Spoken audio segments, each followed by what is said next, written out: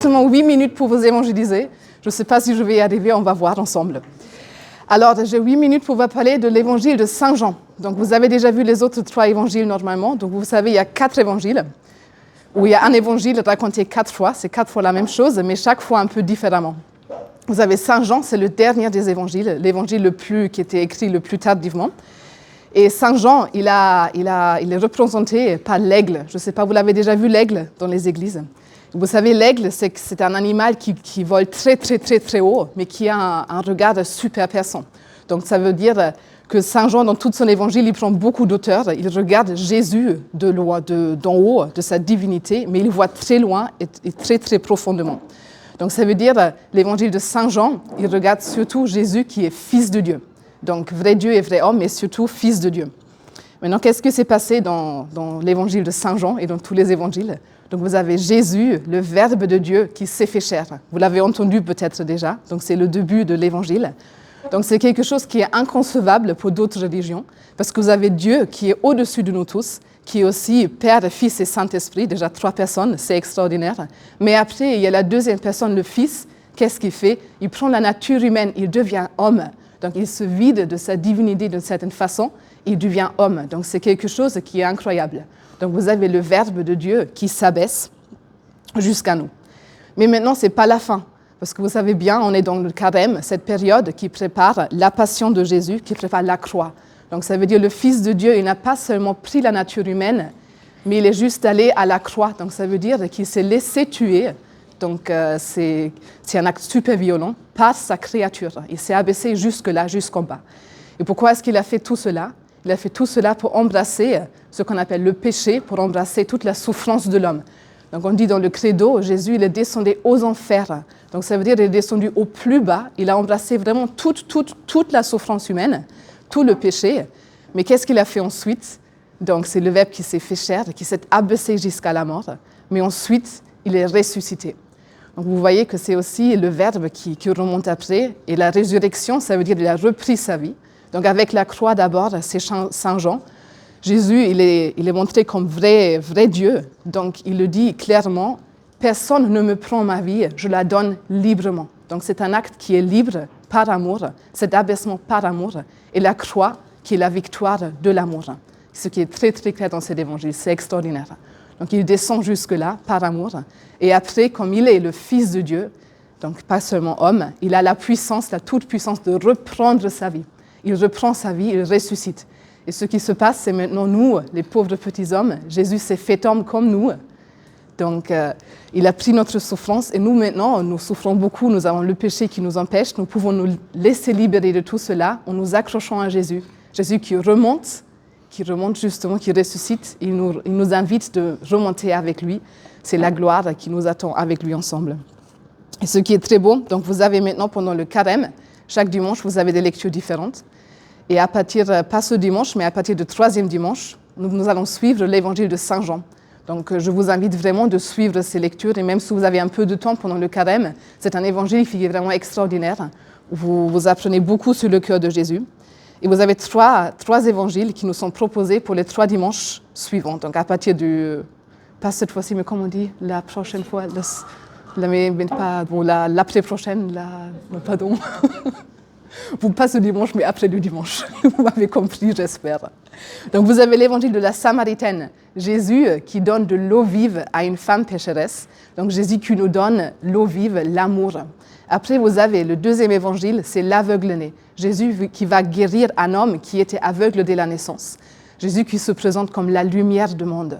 Donc, il le dit aussi, je suis la lumière du monde et les ténèbres n'ont pas envahi. Donc, il ouvre nos yeux, si vous voulez, comme ça, pour que nous puissions voir Dieu. Et ensuite, vous avez un évangile qui est extraordinaire, c'est la résurrection de Lazare. Donc, Jésus, il est ressuscité lui-même à la fin, mais il a déjà ressuscité un de ses amis, parce que Jésus, il est la vie. Donc, la vie en personne, il veut nous donner cette vie, mais cette vie en plénitude, cette vie éternelle qui ne finit jamais. Voilà, je m'arrête là.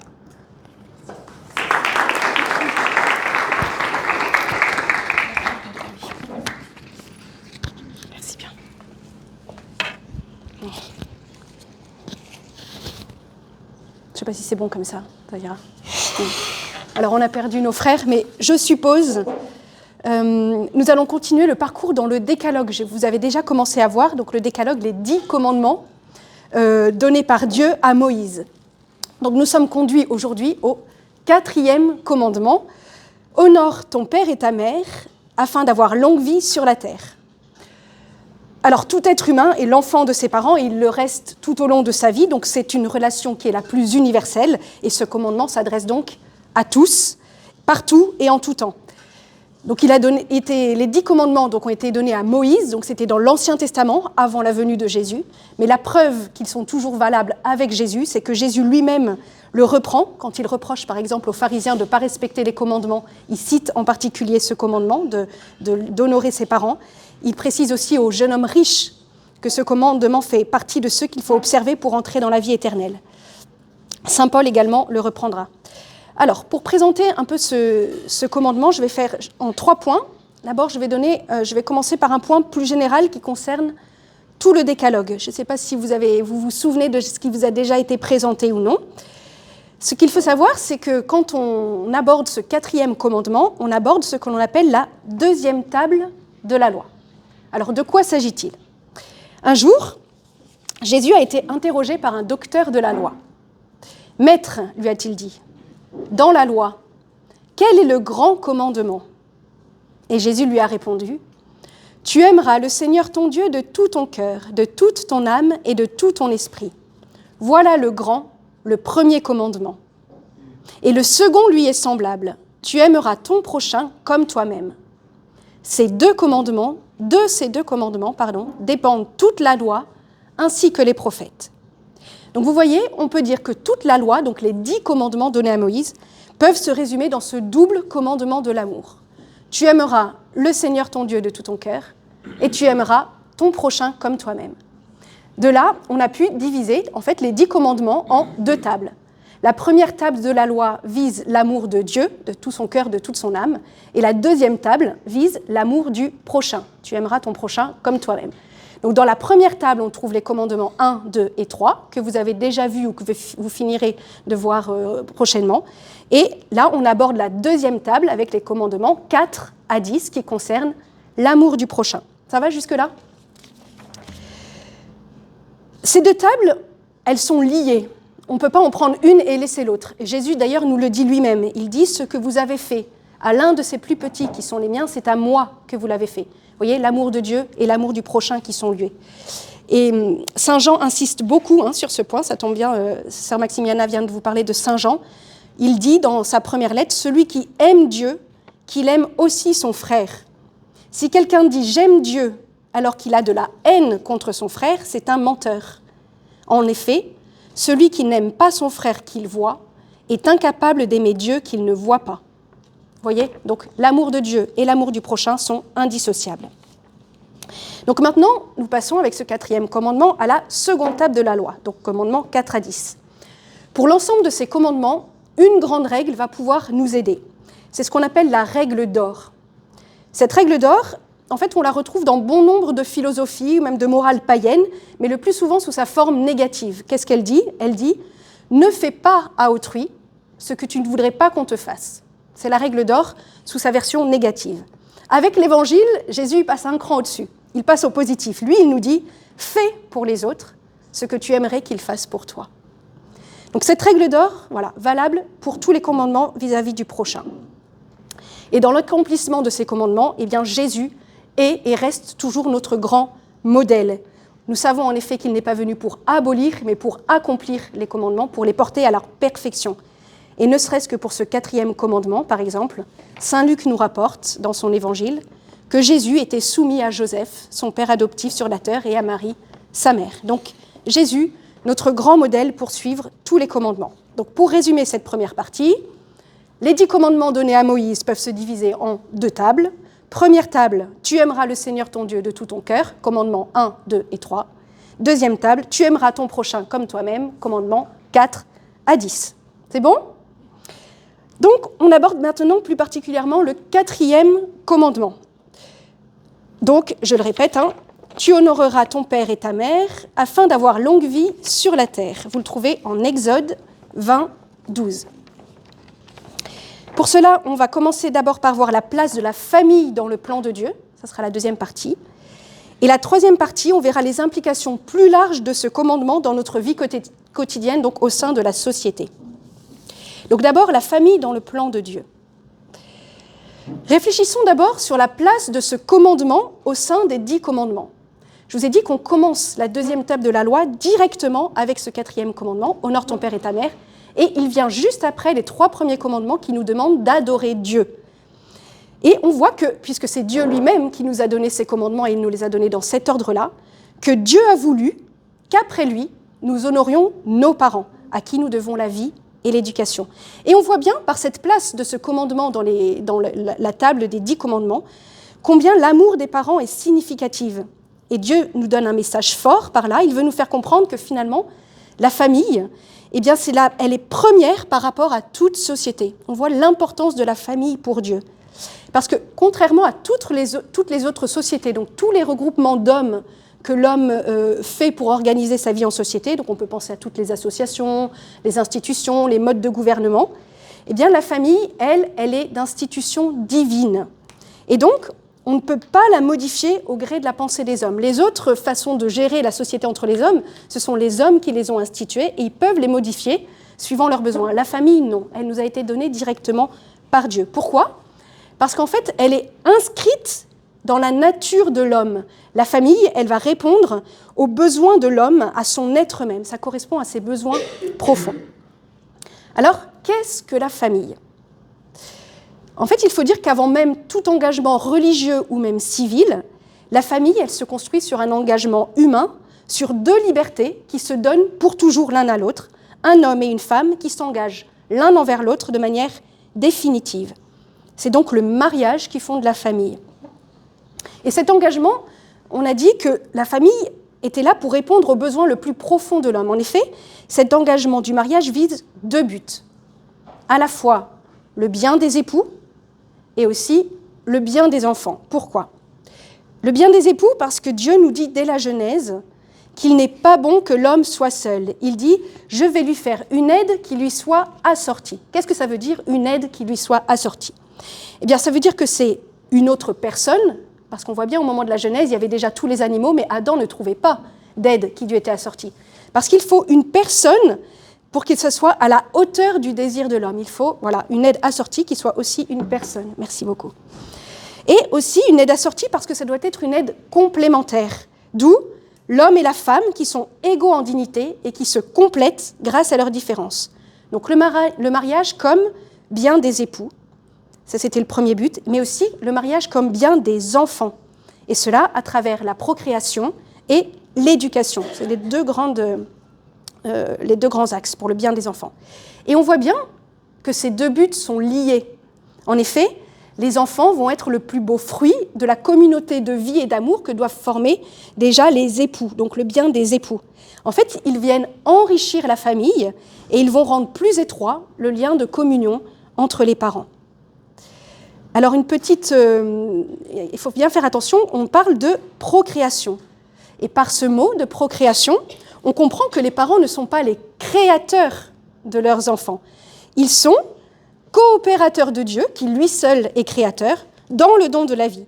Ce qui signifie que les enfants sont un don de Dieu, mais qu'ils ne sont pas la propriété des parents. Voilà, c'est important de s'en souvenir. Voilà, donc la famille, un homme, une femme unis de manière définitive pour le bien des époux et le bien des enfants. Jean-Paul II, du temps de son pontificat, avait écrit une exhortation sur la famille et il avait bien montré le rôle irremplaçable de la famille pour la société. En effet, c'est grâce à la famille qu'on apprend à vivre en société.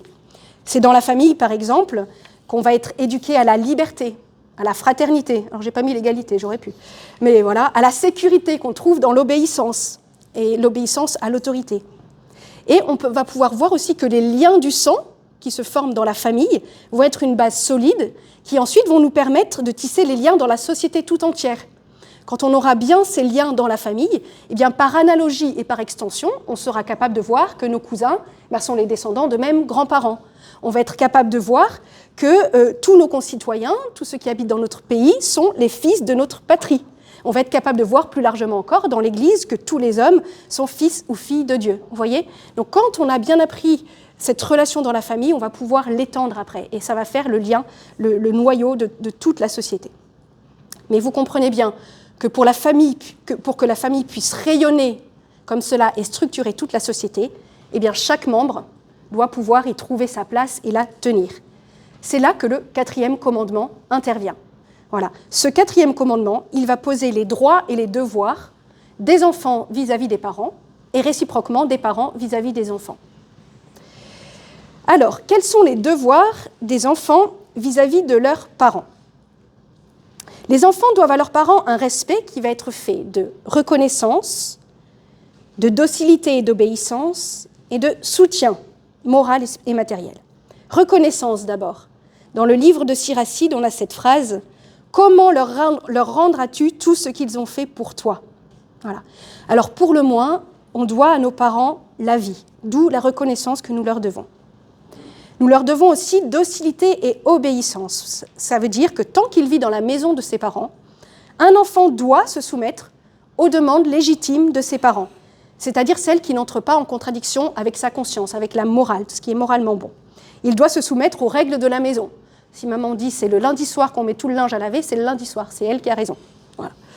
Et ce, qu'il soit majeur ou non, ce n'est pas la question. Tant qu'il est dans la maison de ses parents, l'enfant doit l'obéissance à ses parents. Et ce devoir d'obéissance demeure tant que l'enfant demeure dans la maison. Et il cesse, par contre, lorsque l'enfant, dit le livre de la Genèse, quitte son père et sa mère pour se marier ou pour entrer au couvent, c'est permis aussi. À ce moment-là, le devoir, alors l'obéissance stricte aux parents cesse, mais le respect filial, lui, demeure toujours. Donc ça, c'était l'obéissance, la docilité. Et le dernier point, je vous ai dit, un respect qui demande un soutien moral et matériel. Ça veut dire que lorsque nos parents sont dans le besoin, souvent plus vers la fin de la vie, c'est les rôles un peu s'inversent, eh bien, les enfants doivent un soutien moral et matériel à leurs parents. Donc ça, c'était quels sont les devoirs des enfants envers leurs parents, pour respecter le 4e commandement. Je passe au 2e pôle. Quels sont les devoirs maintenant des parents envers les enfants ? Eh bien, on dit que les parents sont participants de la paternité de Dieu. Toute paternité, nous dit l'Écriture, vient de Dieu. Et en ce sens, ils vont être d'abord les premiers responsables de l'éducation de leurs enfants. En fait, c'est le rôle primordial, un rôle tellement primordial qu'il est quasi irremplaçable. Les parents sont les premiers éducateurs de leurs enfants.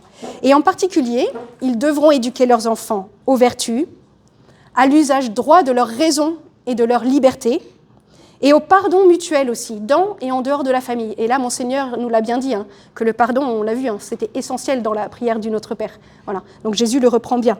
Le pardon, l'exigence du pardon. Donc les vertus, l'usage de la raison, de la liberté, le pardon mutuel. Voilà, c'est les grands axes d'éducation de les parents.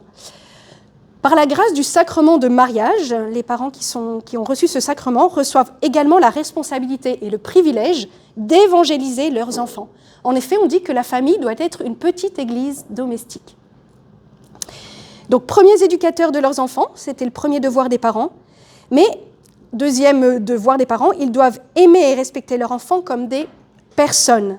Ça veut dire des personnes qui sont créées à l'image de Dieu et qui ont aussi leur propre liberté. Donc, les parents doivent respecter la liberté de leurs enfants. Ils doivent l'éduquer, l'aider à grandir, mais ils doivent avoir conscience que les enfants sont des enfants qui sont eux aussi des personnes libres. Et ainsi, ils peuvent bien, et même ils doivent, dans un sens, conseiller leurs enfants sur les choix professionnels ou sur leur état de vie, par exemple, mais ils doivent toujours le faire en respectant la liberté de leurs enfants. C'est bon pour les devoirs des uns et des autres ? Voilà. On va voir aussi que les liens de la famille, on le voit, ils sont commandés par un des commandements, donc ils sont très importants, mais pourtant, ils ne sont pas absolus.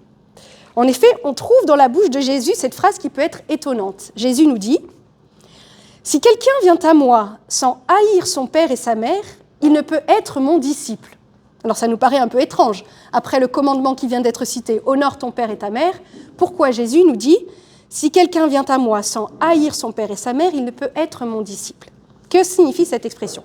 Alors bien sûr, notre Seigneur ne va pas nous demander de haïr nos parents, mais Il veut signifier qu'il faut l'aimer, lui, Jésus, plus que nos propres parents. Parce que lui, il est le Fils de Dieu. Voyez ? Et les 3 premiers commandements nous demandent d'aimer d'abord Dieu, plus que tout, et ensuite notre prochain comme nous-mêmes. Voilà. Donc, bien sûr, ensuite, aimer notre prochain implique d'aimer nos parents. Donc nous devons aimer nos parents, mais avant l'amour des parents, il y a l'amour de Dieu lui-même. Donc, pour résumer cette partie, donc on voit que la famille est le cœur, elle est la cellule de base de la société, c'est ce qu'on a vu au début. Et donc par ce 4e commandement, Dieu nous demande de respecter la famille. Qu'est-ce que c'est que la famille ? C'est un homme et une femme unis par les liens du mariage, qui engendrent et éduquent ensemble des enfants. Les enfants doivent respect à leurs parents, ce qui se traduit concrètement par l'obéissance tant qu'ils vivent sous le toit de leurs parents, et par un soutien moral et matériel quand ils seront dans le besoin. Et les parents ont le devoir d'éduquer leurs enfants en tenant compte du fait qu'ils ne leur appartiennent pas, que ce sont des personnes libres. Et par-dessus tout, la première vocation du chrétien est de suivre Jésus. C'est bon ? Pour cette deuxième partie ? Alors on passe à la dernière. Outre le cercle familial, plus restreint, le 4e commandement va avoir des implications plus larges. Et donc on va voir maintenant comment il s'étend aussi à la vie en société. Ce 4e commandement, si vous avez été attentif au début, il est assorti d'une promesse. Saint Paul le fait remarquer. Il nous dit dans son épître aux Éphésiens, ah oui, donc je l'ai repris, c'est ici. « Ainsi tu seras heureux. » Alors attendez. « Vous les enfants, obéissez à vos parents dans le Seigneur, car c'est cela qui est juste. Honore ton père et ta mère, c'est le premier commandement qui est assorti d'une promesse. Ainsi tu seras heureux et tu auras longue vie sur cette terre. » Donc on voit que la promesse qui est attachée à ce commandement d'honorer nos parents est une promesse dès cette terre. Tu seras heureux et tu auras longue vie sur la terre. Donc cela souligne l'importance de ce commandement pour toute notre vie sociale, avec les bons fruits que cela peut produire pour toute la société s'il est bien respecté, ou au contraire les grands dommages que l'on va encourir si on ne le respecte pas, aussi bien pour les personnes elles-mêmes que pour toute la communauté. Alors nous avons dit que l'État n'a pas priorité sur la famille, il doit être au service de la famille. En fait, la famille, pour Dieu, nous l'avons dit, elle est la première de toutes les sociétés humaines, elle est souveraine. Et donc, l'État se doit de protéger la famille et d'essayer, dans toutes les structures qui vont organiser la société, d'incarner les vertus familiales qui vont être nécessaires pour construire ce qu'on peut appeler une authentique civilisation de l'amour. Et dans le but de construire cette civilisation de l'amour, ce 4e commandement nous donne une vision plus large qui concerne également tout ce que Dieu, pour notre bien, a revêtu de son autorité. Donc, on peut compter dans cette autorité nos professeurs, nos employeurs, nos chefs, nos supérieurs, nos gouvernants, etc. Donc, le 4e commandement, d'une manière plus large, nous demande de respecter toute autorité. Attention, cette autorité n'est pas absolue. On l'avait déjà vu avec les parents, c'est encore plus vrai avec tous ceux qui nous gouvernent plus largement. Elle doit avoir pour fondement et pour modèle l'autorité de Dieu. Voilà. Car de même que toute paternité vient de Dieu, toute autorité véritable vient aussi de Dieu. Et d'ailleurs, c'est ce que Jésus répond à Pilate. Vous savez, quand il y a l'interrogatoire avec Pilate, il lui dit « Mais tu n'aurais aucune autorité sur moi si elle ne t'avait été donnée d'en haut. » Voilà. Donc toute autorité réelle, véritable, vient de Dieu. Et donc, ceux qui détiennent l'autorité doivent se souvenir qu'ils doivent l'exercer à la manière de Dieu et que l'exercice de l'autorité est un service avant tout. Celui qui veut être le premier, nous dit Jésus, qu'il se fasse l'esclave de tous. Celui qui gouverne doit donc d'abord rechercher le bien commun et non pas son bien propre, et il doit en particulier veiller au respect de la justice. Donc ces bases ainsi posées, le 4e commandement va nous enjoindre de respecter tous ceux qui sont pourvus d'une autorité envers nous et va nous aider à trouver une juste relation entre ceux qui détiennent l'autorité et ceux qui doivent leur être soumis. Saint Pierre nous dit « Soyez soumis à cause du Seigneur à toute institution humaine. » Donc cela comporte en particulier l'obligation de collaborer avec eux pour le bien commun, en aimant et en servant notre patrie, par exemple, en respectant les lois civiles. Voilà. Mais, toujours un bémol, si les prescriptions de l'ordre civil viennent à s'opposer à l'ordre moral, alors le citoyen est obligé en conscience de ne pas les suivre, car alors mieux vaut obéir à Dieu plutôt qu'aux hommes. Alors là, je précise, entendons-nous bien. Il ne s'agit pas pour le citoyen chrétien d'aller faire un tri et de choisir dans les lois celles qui lui conviennent pour les respecter, celles qui sont conformes à ses désirs finalement. C'est seulement lorsque ces lois contreviennent à l'ordre moral que nous avons le devoir de nous y opposer. Par exemple, la loi limitant la vitesse à 80 km/h sur les départementales peuvent vous déplaire souverainement. Mais cela ne concerne pas la morale. Nous devons donc nous y plier. Par contre, les lois qui portent atteinte à la vie des personnes, comme celle actuellement discutée sur l'euthanasie, sont gravement contraires au bien de l'homme. Et là, nous ne pouvons pas les cautionner. Ça va ? Donc je résume cette partie. Les autorités civiles doivent être considérées comme des représentants de l'autorité de Dieu. Et en ce sens, le 4e commandement nous demande aussi de les respecter et de leur obéir. Mais cette autorité doit être un service au service du bien commun. Notre devoir d'obéissance cesse donc lorsque l'autorité commande quelque chose qui serait contraire au bien, contraire à la morale. Alors je conclus avec une dernière remarque. Pour de multiples raisons, des personnes peuvent se retrouver aujourd'hui sans liens familiaux étroits pour les soutenir. On voit ce 4e commandement doit permettre d'avoir une famille solide pour avoir après une société solide aussi. Or, bien des familles aujourd'hui sont abîmées, souffrent. Mais il faut savoir que nul n'est sans famille sur cette terre. En effet, Dieu a voulu que son Église soit une famille. Et d'ailleurs, c'était très beau aussi. Je sais pas, moi, sachant que j'avais ce topo, j'ai été plus attentive, mais peut-être que vous avez remarqué dans la prière de la messe, l'oraison, c'était « Seigneur, regarde ta famille ». Voilà. Donc, l'Église est une famille. Dieu veut que l'Église soit une famille. Et nous, religieux, en renonçant à fonder une famille sur cette terre, nous devons déjà témoigner dès cette vie et vivre de cette vie de famille qui sera finalement la vie du ciel. Alors on vous demande de prier pour nous, pour qu'en vérité nous soyons des frères et des sœurs, des pères et des mères, pour tous ceux qui cherchent Dieu et qui désirent découvrir son visage et sa tendresse de père. Merci.